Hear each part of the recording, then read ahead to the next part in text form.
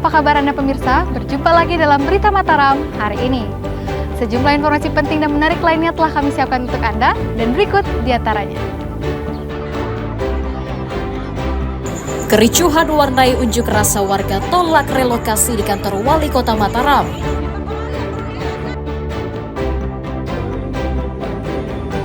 Edarkan narkoba, kakak beradik di Mataram ditangkap polisi.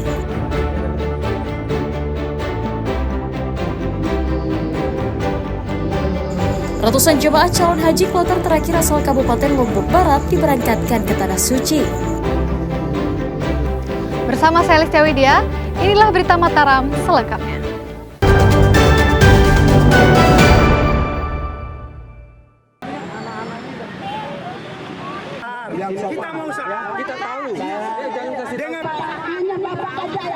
Ricuh warnai unjuk rasa puluhan warga Pondok Prasi Kelurahan Bintaro, Kecamatan Ampenan di depan kantor Wali Kota Mataram pada Rabu siang.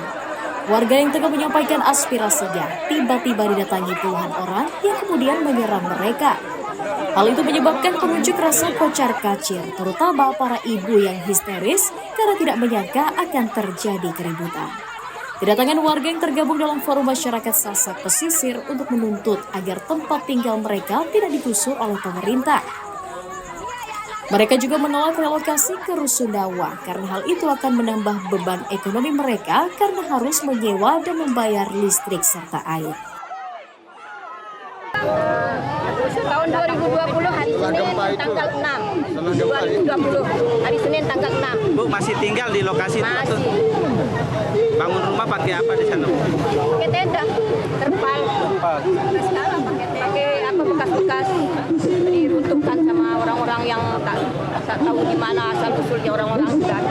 Harapannya Bu ini? Ya, harapannya dibebaskan tanah tempat kita biar kita dapat membangun kembali.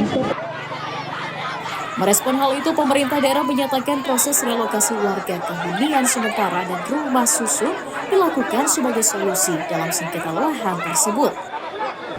Ibu Ratna Sari Dewi ingin untuk mengoptimalisasikan aset miliknya berupa tanah seluas 64 are ya. Itu luasannya ya. Nah, persoalannya adalah ada warga masyarakat yang kemudian menempati tanah tersebut. Sudah dilakukan eksekusi oleh pengadilan. Sebelum bulan puasa itu, saya juga hadir rapat. Pada waktu itu saya minta supaya pengosongan itu jangan dilakukan pada waktu itu. Kenapa? Karena akan memasuki bulan suci Ramadan. Keterlibatan kami dalam proses-proses itu tidak lain tidak bukan adalah dari sisi pemerintahan dalam konteks sosial kemasyarakatan. Warga berharap pemerintah tidak menggusur mereka karena rumah lingkungan Pondok Prasi itu telah ditempati selama puluhan tahun. Warga menilai wilayah itu jadi sumber pemasukan dan mudah dalam mengakses fasilitas pendidikan dan kesehatan.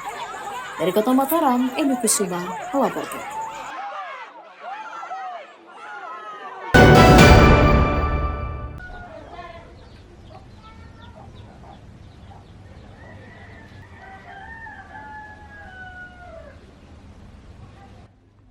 Sejumlah warga Dusun Karangbaru, Desa Bilebante, Kecamatan Pringgarata, Kabupaten Lombok Tengah terserang demam berdarah sejak 2 pekan lalu.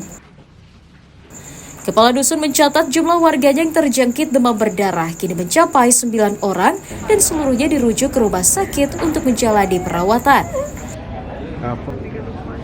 Meningkatnya penularan demam berdarah diduga karena kondisi lingkungan yang lembab dan dipenuhi genangan air, ditambah lagi hujan yang terus terjadi.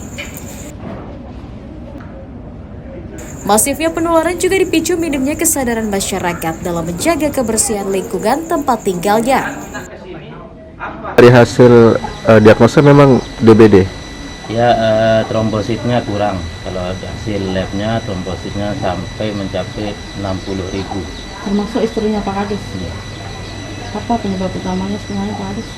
Mungkin karena kesadaran masyarakat yang kurang untuk menjaga kebersihan. panas atau bagaimana? Untuk mencegah semakin bertambahnya korban gigitan nyamuk demam berdarah, pemerintah desa berharap Pemda mengencarkan upaya pencegahan dengan melakukan pengasapan dan menerjunkan pemantau jentik ke desa mereka. Lukmanul Hakim melaporkan dari Kabupaten Lombok Tengah.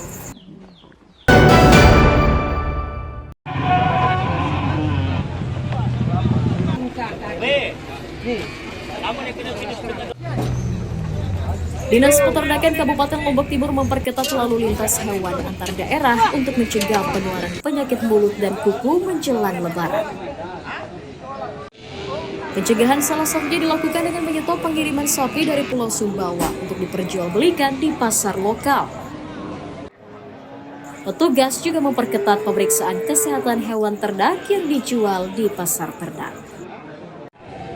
Dalam sepekan terakhir, petugas mendapati 5 ekor sapi yang berasal dari luar daerah diduga terjangkit penyakit mulut dan kuku sehingga harus diisolasi sementara. Jadi kalau sapi itu kalau dia hipersalivasi biasa kena pengaruh panas dan sebagainya, itu dia ada leleran. Tapi sapinya sehat dan makan. Kalau kita mengatakan itu PMK nanti terlalu dini. Maka perlu dilakukan uji laboratorium, misalnya kita cek PCR dan sebagainya. Itu yang dapat kita pantau di pasar-pasar di pasar hewan umum Mas Bagi. Dinas Kesehatan Hewan dan Peternakan Lombok Timur mengklaim kasus ternak terjangkit PMK belum ditemukan sehingga warga tidak perlu khawatir untuk membeli hewan kurban. Mutadun melaporkan dari Kabupaten Lombok Timur.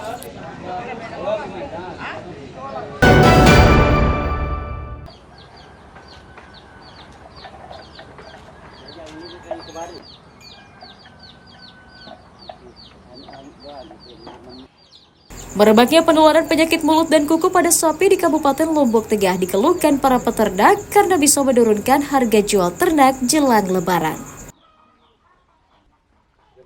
Menyikapi hal itu, Pemda meminta warga tidak panik karena penyakit mulut dan kuku dapat disembuhkan dengan pemberian vaksin dan vitamin.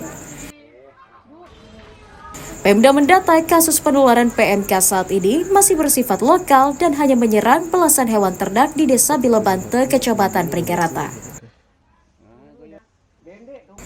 Jumlah tersebut masih sangat kecil dibandingkan populasi ternak yang mencapai 180.000 ekor. Pemda juga memastikan rasio kematian hewan ternak yang terjangkit PMK hanya 1-3% saja sehingga tidak perlu dikhawatirkan. Dan sudah diobati selama 2 kali, Pak. Dan sekarang sudah memperlihatkan kesembuhannya. Jadi kita pesan kepada peternak, jangan khawatir, jangan panik. PMK bisa diobati dan kita melakukan vaksinasi. Ternak yang sakit kita obati, ternak yang sehat kita vaksin. Itu kan ada sapi yang akan dikurbankan, beli di pasar. Ya. Nah, sapi ini kemudian dibawa pulang ke Peringkarata. Nah, sapi ini sebenarnya yang membawa virus. Mungkin terlalu capek sehingga begitu sampai di lokasi dia mengalami gejala sakit. Untuk mencegah PMK, Pemda mengimbau peternak untuk memperhatikan kebersihan kandang dan tidak mencampur ternak asal luar daerah dengan ternak lokal sebelum melalui masa penyesuaian. Lukmanul Hakim melaporkan dari Kabupaten Lombok Tengah.